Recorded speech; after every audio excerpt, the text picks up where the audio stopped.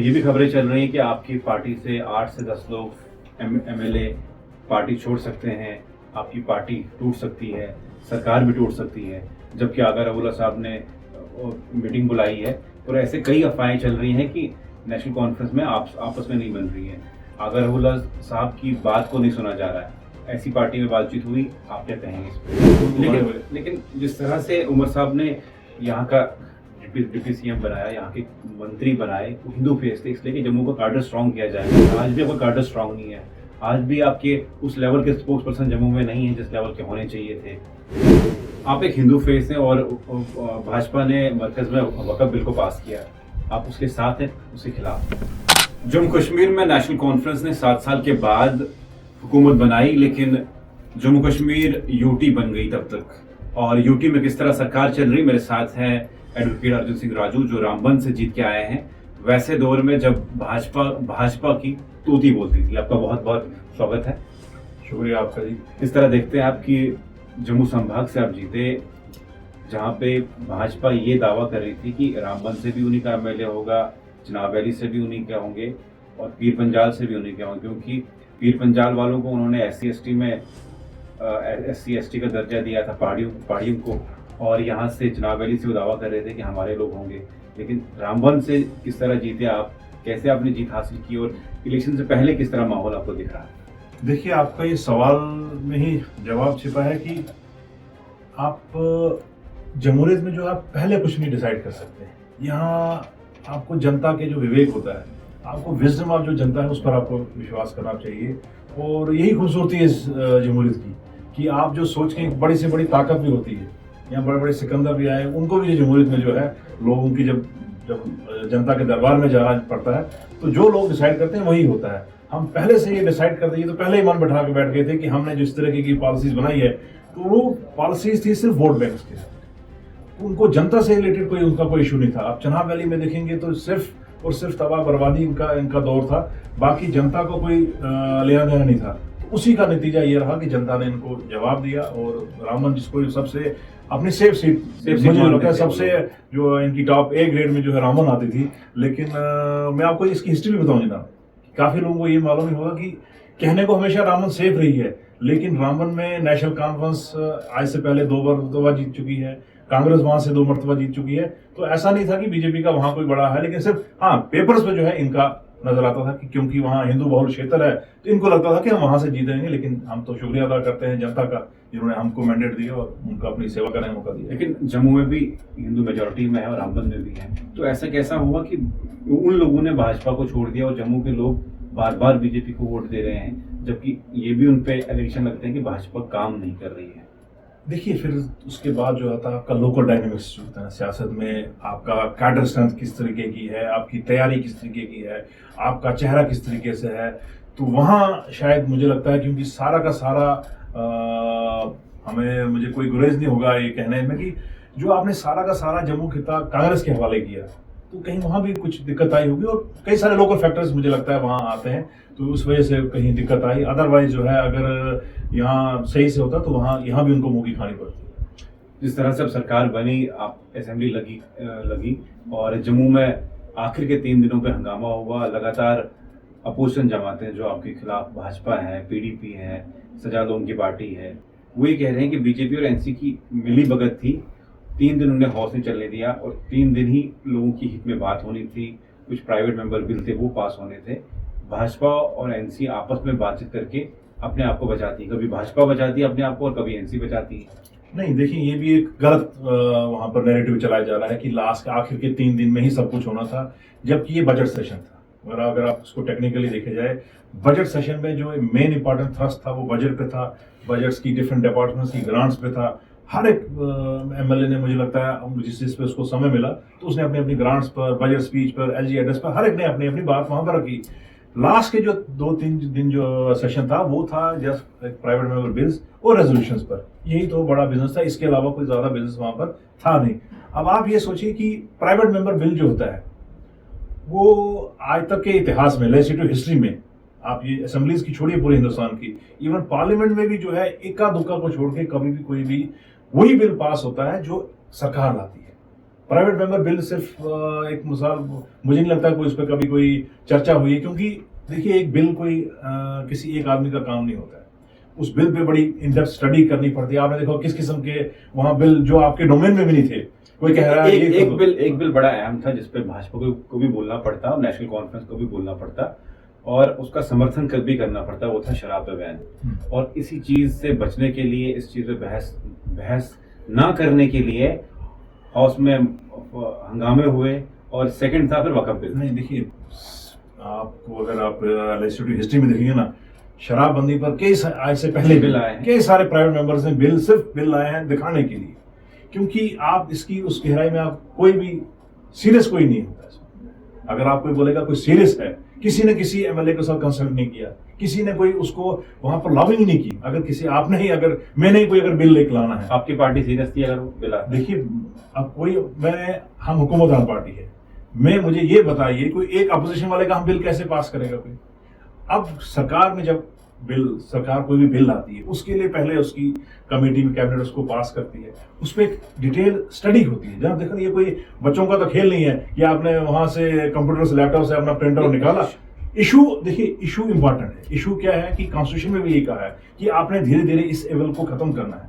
Issue तो और सारे हैं ना, कई सारे इशूज है। ये डायरेक्टिव प्रिंसिपल्स में आता है कि आपने जो है शराबबंदी करनी है। शराब पे बैन हर एक चाहता है, हर एक नशे पर जो है आप बैन चाहते हो, तो उसमें शराब कौन सी कोई एक्सेप्शन हो सकता है? क्योंकि आप देखेंगे जितना एक ये तासुब दिया जाता है कि इससे रेवेन्यू आता है, हम आपको खुद बताएंगे कि जितना शराब की वजह से जो हेल्थ पर जो बर्डन पड़ता है, उसका जो है वो कई गुना ज्यादा है जितना हम हेल्थ पर खर्च करते हैं। तो ये नहीं है, लेकिन अब इस पर मैंने कहा एक स्टेक होल्डर नहीं है, सबसे बात है और हर एक इसमें तैयार। कौन कहता है नहीं होगी?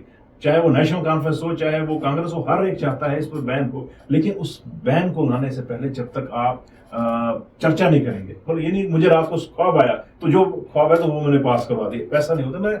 हमारा ये कहने का मतलब कि चर्चा से क्यों नहीं होगा? अगर जनता चाहती है, आवाम चाहती है इसको बैन होना, हम चाहते हैं, तो इसको बैन तो होना चाहिए। आप एक हिंदू फेस हैं और भाजपा ने मरकज में वक्फ बिल को पास किया, आप उसके साथ हैं उसके खिलाफ? देखिए, हिंदू की बात यहाँ या मुस्लिम की बात नहीं है। यहाँ आपके कॉन्स्टिट्यूशन आपको कहता है हर एक को अपना अपना रिलीजियस प्रैक्टिस करने की, उसको फ्रीडम ऑफ फंडामेंटल राइट है। चाहे वो कोई हिंदू हो, मुस्लिम हो, सिख हो, जैन हो, पारसी हो, हर एक को ये छूट है। अब हर एक धर्म की अपनी अपनी पद्धति होती है, अपना अपना उसका तरीकेकार होता है। मुस्लिम धर्म की कुछ अपने सेट पैटर्न्स हैं, हिंदू धर्म का कुछ अलग तरीके का है। तो मेरे धर्म में अगर आप इंटरफेयर करेंगे, अगर आप हिंदुओं को कहेंगे कि नहीं जी आप मंदिर ऐसे ना करें, आप मंदिर की प्रॉपर्टी को ऐसा ना करें, आप देखेंगे कई सारी जगहों पर एक मूवमेंट चल रहा है कि जितने भी हिंदू मंदिर हैं उनको जो है सरकारी कंट्रोल से बाहर लाया जाए, क्योंकि ये तो आस्था का विषय है ना। इसमें एक मुझे बताइए, एक ब्यूरोक्रेट कैसे एक किसी मजहबी इंस्टीट्यूशन को रेगुलेट करे? उसी वही एक संदर्भ में जो है वो लोगों को नाराजगी है, मुस्लिम लोगों की उनकी भावनाओं को ठेस पहुंचा। और आप देखिए सुप्रीम कोर्ट ने भी, अगर हम गलत होते तो आज हमारी पार्टी भी गई है और सुप्रीम कोर्ट ने इसमें कॉग्निजेंस लिया और इंटरिम राहत दी। अदरवाइज सुप्रीम कोर्ट कभी भी आप देखोगे ऐसे वैसे नहीं देखूंगा। मैं खुद वकालत की है, वकील हूं मैं, तो सुप्रीम कोर्ट तभी देती है जब वहां कोई प्राइमा फेशिया केस बना हुआ, स्ट्रांग प्राइमा फेशिया केस, तो वहां से नोटिस भी नहीं निकलता है। तो आज उसमें मिला है, राहत मिली है, तो सबकी मुबारकबाद है। अब सरकार आपकी बनी है और ये जो जनता पे कहना है कि काम नहीं चल रहे हैं, सरकार बनी है, 2 पावर सिस्टम है और उन 2 पावर सिस्टम में आपस में नहीं बन रही है, उसकी वजह से जनता सफर कर रही है। क्या ये सही है? नहीं, मतलब कि कौन कहेगा गलत है ये? कैसे इसको हम जस्टिफाई कर देंगे कि जनाब ये 2 पावर होनी चाहिए? कौन कहेगा कि आप इस इंस्टीट्यूशन के हेड हो और आपके ऊपर मैं बाहर से, जिसका इस लेना देना नहीं है इस इंस्टीट्यूशन से, अगर मैं आपको रेगुलेट करना है, आपके मुलाजमों को रेगुलेट करना शुरू करूंगा, तो क्या आप अपने इस सेटअप को चला सकेंगे? उसी तरीके से रियासत हमारी लोगों की है, यहाँ के लोग इसको रूल करें। कोई बाहर से आके, कोई कहीं दिल्ली से, बॉम्बे से आके इसको अगर रेगुलेट करेगा तो वो कहीं ना कहीं इस पब्लिक मैंडेट को भी ठेस पहुंचाता है। मतलब लोगों को समझना चाहिए, ये कोई एक लोगों में ये चलाए, देखिए जी यहाँ अगर आएगा तो कश्मीर में सारी पावर चली जाएगी, तो या किसी एक जमात को पावर, ये जमात की बात नहीं है, ये लोगों की बात है। चाहे वो जम्मू का हो या कश्मीर का हो, तो लोगों की बात है। लोगों के पास अगर लोगों ने चुन के बनाई सरकार, तो उसके पास क्यों ना मैंडेट हो। क्यों एक ऑफिसर के पास मैंडेट हो, क्यों एक किसी जो नॉमिनेटेड आदमी है कि उसके वो हमें रेगुलेट करे। तो ये एक जस्ट सिंपल इतनी सी बात है। आप एक तो भाजपा इलेक्शन लगा रही है कि आपने जो जनता के साथ है वादे जो किए वो पूरे नहीं किए, झूठे वादे किए फिर वोट लिए। एक तो जनता ये बोल रही है कि जो आपने मैनिफेस्टो में लिखा था वो मिल नहीं पा रहा है। आपने कहा था कि बिजली फ्री मिलेगी, आप मीटर लगा रहे हैं। आपने कहा था कि हम राशन डबल करेंगे, वहाँ से आप AOI क्लॉज लगा रहे हैं। आपने कहा पानी के लिए पानी देंगे और वहाँ से आप AOI का क्लॉज लगा रहे हैं। तो भाजपा भी कहती है कि इन्होंने झूठ बोल के मैनिफेस्टो में वादे जो लिखे उसके बाद उससे वोट लिया। जनता कहती है कि जो वादे किए थे पूरे क्यों नहीं हो रहे। नहीं, जनता का कहना सही है। जनता तो चाहती है, क्योंकि जनता का जो सेंटिमेंट था, जनता ने जो आपको किसी को चुन के भेजा, मैंने कोई बात एक रखी है, मैंने रामर वालों को ये बात कही हुई कि जनाब मैं आपकी बटोर में मैं कॉलेज की बिल्डिंग तैयार करूंगा जो पिछले 5 साल से बंद है, या अखबार में हम कॉलेज की बिल्डिंग का काम शुरू करेंगे ताकि बच्चे वहां पढ़ सके। अगर वो ना हो सके तो लोग मुझे गाली देंगे। वहां की चुनी हुई जिन्होंने मुझे चुना है उनको गाली देना, उनको मेरे पर सवाल उठाना उनका हक है। उसी तरीके से किसी तंजीम ने जब एक कोई अपना मंशूर लाती है कि हम आपके साथ ये चीजें करेंगे, 10, 12, 15, 20, 50 एक आपके लोगों के सामने मंशूर रखा होता है। अब क्या मैं ये फिर लोग कहेंगे कि जनाब आपने अधूरी बात ये कह रहे हैं कि 5 साल का जो रूटीन हर एक बंदा ये कह रहा है जनाब हमें 5 साल का मैंडेट है। लेकिन मैं आपको यहाँ से आपके माध्यम से लोगों को ये समझाऊंगा कि जनाब इस 6 महीने में कल हमने बजट पेश किया, अगर आप देखेंगे बजट की हालात क्या थी, किस हालात में आपने अगर अंदर की बातें चलेंगी तो वहाँ यहाँ तो भूचाल आ जाएगा कि किस हालात में जो है बजट पेश हुआ गया है और किन हालातों में ये सरकार काम कर रही है। उसके बावजूद भी एक बेहतर पारदर्शिता और ट्रांसपेरेंट जो है गवर्नमेंट जो बनी हुई है वो हमें कोशिश कर रहे हैं। लेकिन कुछ चीज़ों पे जो है वहाँ कहीं ना कहीं अभी भी मुश्किलात है। आपके चाहे फाइनेंसिस की बात हो, चाहे आपकी पॉलिसी डिसीजन की बात हो, कहीं ना कहीं रुकावट है। इस ड्यूअल सेटअप में दिक्कत है। आप कहीं भी पूछिए जनाब, आप पांडिचेरी देखिए, वहां पर बीजेपी की सरकार है कोalition में। अब वहां के देखिए, वहां हर साल असेंबली जो है वो स्टेटहुड का रेजोल्यूशन पास करती है। अगर इतना ही अच्छा होता यूटी का मॉडल तो पूरे हिंदुस्तान में लगाते ना। और इन्हीं की वहां में मतलब कई लोगों को पता नहीं है, पुडुचेरी जो है वहां बीजेपी की कोalition गवर्नमेंट है। वो हर साल आप देखेंगे, आप रिकॉर्ड निकालिए, वो हर साल क्यों मांग रहे हो, इन्हीं की सरकार है, इन्हीं के लोग हैं। वो कहीं ना कहीं दिक्कत होती है, फाइनेंसेस में दिक्कत होती है, आपकी डिसीजन मेकिंग में दिक्कत होती है, आपकी लॉ मेकिंग में दिक्कत आती है। आपने बात की फाइनेंसेस की, जबकि उमर साहब बार बार दिल्ली जा रहे हैं और बार बार मिल रहे हैं और अपोजिशन हमेशा ये कहती है कि ये शावल पार्टी है। लेकिन बार बार मिलने के बावजूद भी जब हमने देखा कि जब मरकज ने बजट पास किया, सिर्फ 41,000 करोड़ बजट जम्मू कश्मीर के लिए दिया, जिसमें 31,000 करोड़ सिर्फ सेंट्रल स्पॉन्सर्ड स्कीमों को कंप्लीट करने के लिए है और 10,000 करोड़ अलग से उन्होंने पुलिस के लिए दिया बजट। तो जम्मू कश्मीर के लिए अलग से कोई पैकेज नहीं दी। क्या दिल्ली और उमर साहब में कोई तालमेल सही नहीं हो रहा है, या बातचीत सही से नहीं हो रही है, वो सपोर्ट अच्छे से नहीं कर रहे हैं? देखिए, सपोर्ट अगर अच्छे से कर रहे होते तो इस किस्म का स्पेशल पैकेज मिली होती। मतलब स्पेशल पैकेज की तो बात छोड़िए, वो जो उनका अपना कमिटमेंट है वो अभी तक फुलफिल नहीं होता। और जिस तरीके का उनका एटीट्यूड है, जिस तरीके से उन्होंने हमारे साथ ये किया है, वो ना करते। कहीं ना कहीं वो चाहते हैं कि जो ये चुना हुआ मैंडेट उनको वहां पर बर्दाश्त नहीं हो रहा है। ये आप फैक्ट मानिए। वो हर एक कोशिश करेंगे, कभी वो कुछ बात कहते हैं, कभी यहाँ देखिए नैरेटिव चलाने की कोशिश करते हैं कि यहाँ हम अलग से पैरेलल गवर्नमेंट चलाएंगे। आप देखिए मतलब ये किस किस्म की बातें हैं। आप एक चुनी हुई सरकार को, आपका एक रिस्पॉन्सिबल आदमी, जो बीजेपी के लोग कहते हैं कि हम ये पैरेलल गवर्नमेंट चलाएंगे, मतलब क्या आप ये चाहते क्या हो, या क्या आप जताना चाहते हो कि आप कोई ज्यादा ताकतवर हो? मतलब जमहूरियत है, इसमें क्या, यहाँ कोई जंग तो है नहीं, हमारी कोई पर्सनल कोई लड़ाई नहीं है। तो एक मतलब हेल्दी डेमोक्रेटिक सेटअप में एक दूसरे को हमें बर्दाश्त करना आना चाहिए, तब जाके हम मुल्क तरक्की कर सकता है। लड़ाई झगड़े से कुछ नहीं होगा। और ये भी खबरें चल रही हैं कि आपकी पार्टी से 8 से 10 लोग MLA पार्टी छोड़ सकते हैं, आपकी पार्टी टूट सकती है, सरकार भी टूट सकती है। जबकि आगा रऊला साहब ने मीटिंग बुलाई है और ऐसे कई अफवाहें चल रही हैं कि नेशनल कॉन्फ्रेंस में आपस में नहीं बन रही है। आगा रऊला साहब की बात को नहीं सुना जा रहा है। ऐसी पार्टी में बातचीत हुई, आप क्या कहेंगे इस पे? नहीं, रऊला साहब तो मतलब कि मैं तो उनका जरा भी नहीं हूँ, जिस कद के वो लीडर हैं और जिस किस्म का उनका एक ऑरा है, तो हम तो उन पर बात करना भी मेरे लिए मुनासिब नहीं है। सिर्फ बात इतनी है कि देखिए, हर कोई की अपना अपना एक कहने का तरीका है, अपनी अपनी बात रखने का, चाहे विद इन पार्टी में भी हर एक की, मेरी भी एक अपनी सोच होगी।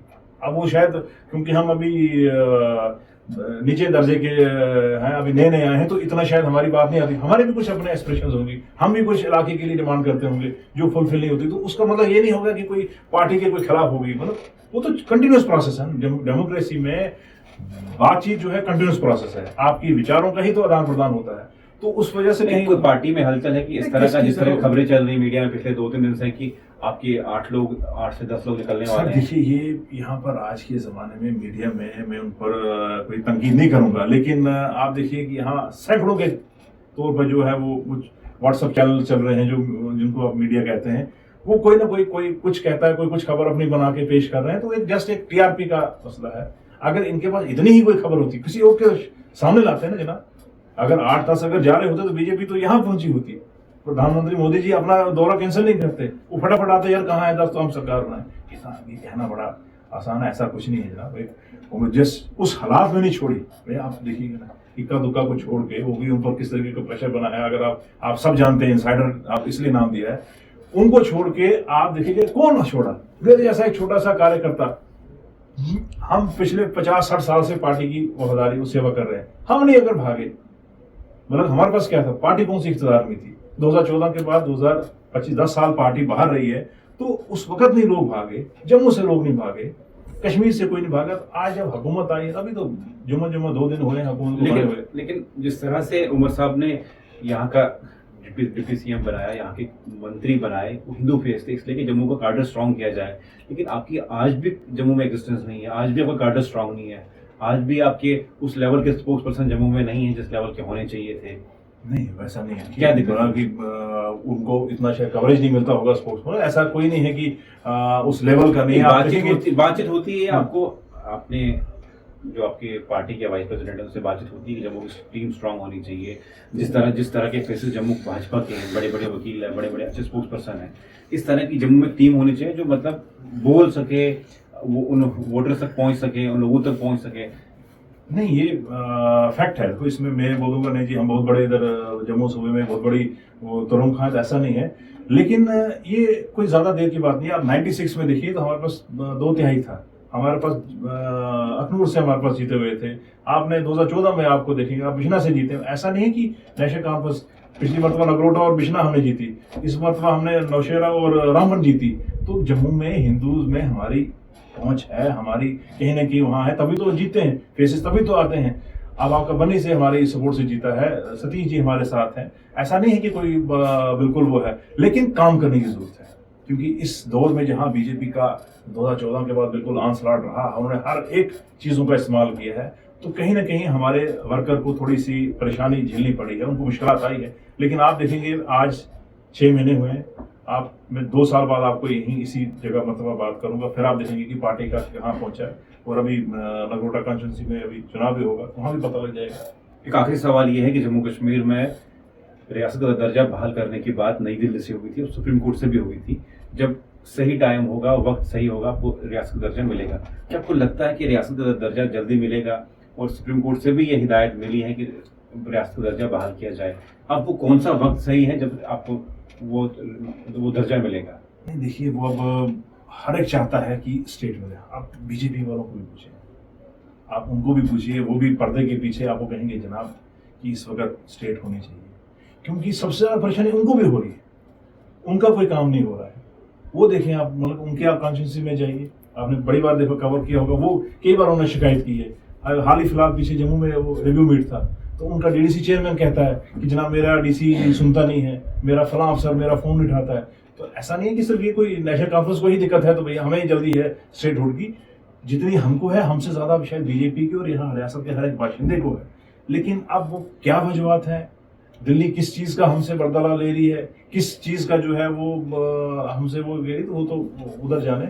लेकिन इसकी कोशिश जारी है और मुझे उम्मीद है कि उम्मीद होनी चाहिए और जल्द से जल्द स्टेट का दर्जा बहाल है, ताकि वो दोनों के लिए बेहतर है, जम्मू कश्मीर के लिए भी बेहतर है और दिल्ली के लिए भी बेहतर है। क्योंकि आप देखेंगे जिस किस्म का हालात अब जम्मू में निकल रहे हैं, आप आए दिन आज देखिए आप कोई गोलीकांड हो रहा है, कोई कभी कहीं कोई ड्रग्स की तस्करी हो रही है, कहीं पशु तस्करी हो रही है, कहीं मिलिटेंटों की आप देखेंगे स्ट्रेंथ बढ़ गई है हर आप देखेंगे। तो फिर उसका वजह क्या है, उसके हालात क्या, क्यों ऐसे बन रहे हैं? आप कश्मीर में आपने कहा कि हमने बिल्कुल टेररिज्म खत्म कर दिया है, लेकिन हर दिन नया बयान आ जाता है कि आज करेंगे कल करेंगे। तो कहीं ना कहीं दिक्कत है, इनसाइड अंदर पर्दे के पीछे दिक्कत है। जम्मू के हालात में भी थोड़ी सी मतलब ये डिग्रेड हुए हैं। हालात से याद आया मुझे कि जैसे असेंबली में एक क्वेश्चन पूछा गया, उसका जब जवाब आया, कहा गया कि 83,000 कुछ लोगों को नई डोमिसाइल सर्टिफिकेट मिली है जो जम्मू कश्मीर के नहीं है, अब वो बाशिंदे हैं जम्मू कश्मीर के। आपको लगता है इससे कितना फर्क पड़ेगा जम्मू कश्मीर के डेमोग्राफी? देखिए, मतलब इसी चीज की बात की जाती है कि आप क्यों एक सेट ये कहता है कि देखिए जम्मू कश्मीर का बाशिंदा जब बॉम्बे में जाता है उसको कोई दिक्कत वहां नहीं आती है, वो वहाँ का बाशिंदा बन जाता है, डोमिसाइल ले लेता है। आप दिल्ली में ले लेते हो, बाहर कहीं ले लेते हो, तो यहाँ क्यों ना कोई आए, यहाँ क्यों ना काम करने आए। देखिए, बॉम्बे में और जम्मू कश्मीर में फर्क है। ये एक लैंडलॉक स्टेट है, ये एक चारों तरफ से दुश्मन रियासत से घिरी हुई स्टेट है, इसके दाएं में इसको चीन और पाकिस्तान ने घेरा हुआ है। यहाँ के हालात संजीदा हैं, यहाँ आप इस तरीके से खुली छूट नहीं दे सकते हो। एक तरफ आप कहते हो, अभी रंधावा जी कह रहे हैं कि जी यहाँ जी जम्मू बचाओ मंच चला रहे थे आज, वो कहेंगे जी नाम रोहिंग्यास को बाहर निकाला। मतलब कि कहीं ना कहीं उनको भी तकलीफ हो रही है ना, उनको भी जो बाहरी लोग आए हैं, जो बाकी रियासतों से आए हैं, जिनका को पता नहीं है, जिन्होंने यहाँ डोमिसाइल बनाए हैं, कहीं ना कहीं वो दिक्कत तो करेंगे। वो कहीं ना कहीं यहाँ के रिसोर्सेज जो ऑलरेडी कम है, लेकिन उनकी आवाज उठाते नहीं। उनकी आवाज क्यों कौन उठाएगा? उनके लिए कुछ नहीं बोल रहे हैं, वो कह रहे हैं अच्छा है। उनके जो एलओपी है वो कहते हैं कि अखंड भारत है, कोई भी यहाँ पे आके रहे, कोई दिक्कत नहीं है। को हम क्या मतलब कि देखिए, उनके ही अपने विरोधाभास वो बात जो कहेंगे उसी में वो उल्टी बात होती है। पर एक तरफ आप कहते हो कि नहीं जनाब यहाँ इसको अखंड भारत बनाना है, दूसरी तरफ इसी अखंड भारत के हिस्से पर आप जो है इसको पॉलिटिकली आप जो डिग्रेड कर रहे हो। उसी हिस्से पे जो है जो आपके यहाँ के रिसोर्सेज हैं, जब यहाँ के रिसोर्सेज पंजाब वाले ले गए, जब यहाँ की बजरी पंजाब वाले ले गए, जब यहाँ का जो है रिसोर्सेज जो है बाहर वाले ले गए, तब आपको तकलीफ नहीं हुई। तो ये चीजें हैं, आपको मतलब लोगों की भावनाएं हमने कदर करनी है ना। लोग क्या चाहते हैं? लोग यही चाहते हैं कि हमारा रिसोर्सेज हमारे पास रहें, हम इसका डिसाइड करें, बाहर वाला क्यों यहाँ पर करें डिसाइड। चलिए, बहुत शुक्रिया। मेरे साथ है एमएलए रामबन एडवोकेट अर्जुन सिंह राजू, बातचीत करने के लिए जम्मू कश्मीर की सियासत को लेके। और रामबन से ये जीते हैं। ऐसे टाइम पे मैंने पहले भी कहा शुरुआत में ही कि जब भाजपा ये दावे करी थी कि आपकी बार 50 पार, लेकिन क्या हुआ, जम्मू संभाग से भाजपा मेजोरिटी में रही और कश्मीर से नेशनल कॉन्फ्रेंस। उसके बावजूद ये रामबन से जीते। क्या मुश्किलातें आई, किस तरह सरकार चल रही है, किस तरह चलनी चाहिए थी, रियासत दर्जा अभी तक बहाल क्यों नहीं हुआ और कब होगा, इस सब के बारे में आपकी क्या कुछ राय है, क्या कमेंट्स है, हमें कमेंट सेक्शन में जरूर लिखिएगा।